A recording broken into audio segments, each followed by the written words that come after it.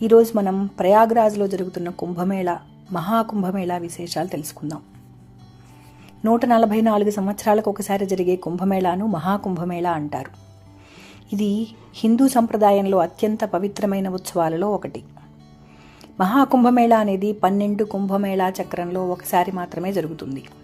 అంటే ప్రతి 12 సంవత్సరాలకు జరిగే కుంభమేళా 12 సార్లు జరిగిన తర్వాత, అంటే 144 సంవత్సరాలకు ఒకసారి ఈ కుంభమేళా జరుగుతుంది. మహాకుంభమేళా ప్రత్యేకతలు తెలుసుకుందాం. మహాకుంభమేళా సాధారణంగా ఉత్తరప్రదేశ్లోని ప్రయాగ్రాజ్ వద్ద జరుగుతుంది. ఈ ప్రదేశాన్ని త్రివేణి సంగమం అని పిలుస్తారు. అక్కడ గంగా, యమున మరియు సరస్వతి నదులు కలుస్తాయి. ఈ మహాకుంభమేళా సందర్భంగా త్రివేణి సంగమంలో స్నానం చేయడం అత్యంత పవిత్రంగా భావిస్తారు హిందువులు. దీనివల్ల పాపాలు నివృత్తి అవుతాయని, మోక్షం పొందవచ్చని విశ్వాసం.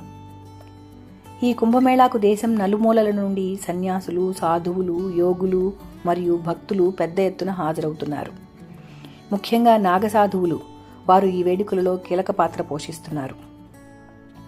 కుంభమేళా కథ పురాణాల్లో వర్ణింపబడిన సముద్ర మథనంతో అనుసంధానమై ఉంటుంది.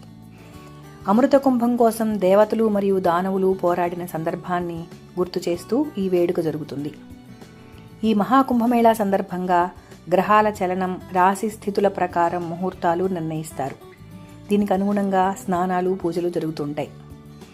మహాకుంభమేళా ప్రపంచంలోనే అతిపెద్ద మానవ సమూహం కలిసే ఉత్సవంగా గిన్నీస్ రికార్డులో కూడా చోటు సంపాదించుకుంది. ఈ మహాకుంభమేళా ఆధ్యాత్మిక భావనను మాత్రమే కాకుండా భారతీయ సంస్కృతి, భక్తి, జ్ఞానం మరియు సమానత్వాన్ని ప్రతిఫలిస్తుంది. దీనిలో పాల్గొనడం భక్తుల జీవితంలో గొప్ప పుణ్యకర్మగా భావిస్తూ ఉంటారు.